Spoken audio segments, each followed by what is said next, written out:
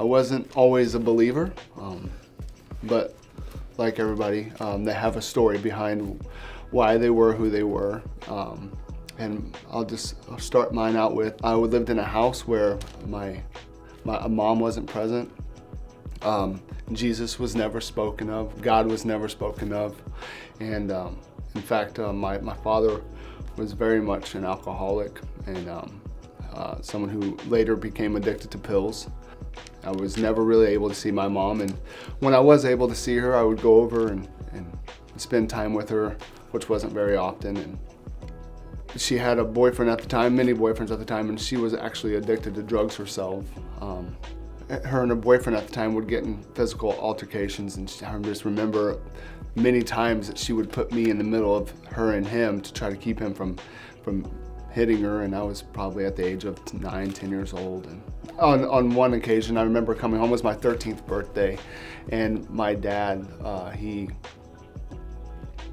decided to tell me that he wasn't my father, and I remember that feeling of the really indescribable feeling. I was hurt and I was crushed but confused. I didn't know how to take it. I didn't know how to go with it. I meet this girl who is the mother of my oldest daughter. I was 16 years old, desperately searching for affection from somebody, something, and I had a child at a young age.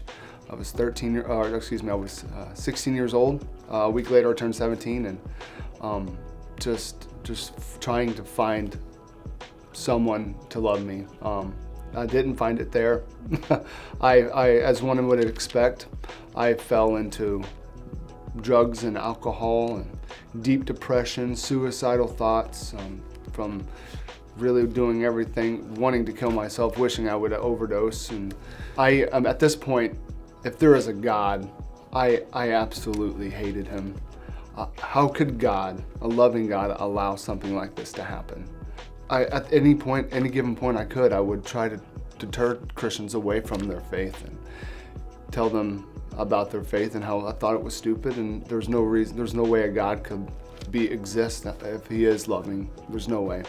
And I remember I was working at a part-time job, actually through a temp agency, if any of you guys know what that is. His name was Mike. I only knew him for a couple of weeks, but he came up to me and we knew each other. We were both struggling at the time. Crystal and I were struggling at the time. We couldn't afford anything. I mean, we were really struggling, and I can't even afford groceries. And he poured into me just like about Jesus, and he was telling me the truths about Christ. And he calls me up one day or texts me, I can't remember, and he's like, "Hey, I need help moving my bed." So I was like, "Okay, hey, I only know him for a couple of weeks, but I'll help him out."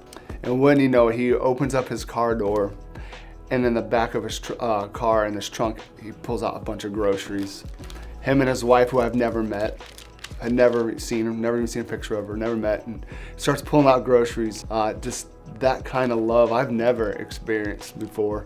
But they had that sacrificial love where they took away from what they had and gave it to me. And so I went ahead and downloaded a Bible app, and God really took it from there. And then at that point, God started working in my heart through his word on a phone, and eventually I was working at FedEx and got a full-time job, and I ended up giving my life to Christ in the middle of the night one night at FedEx, and one of a dirty truck, just got on my knees and cried out to God and gave my life to him.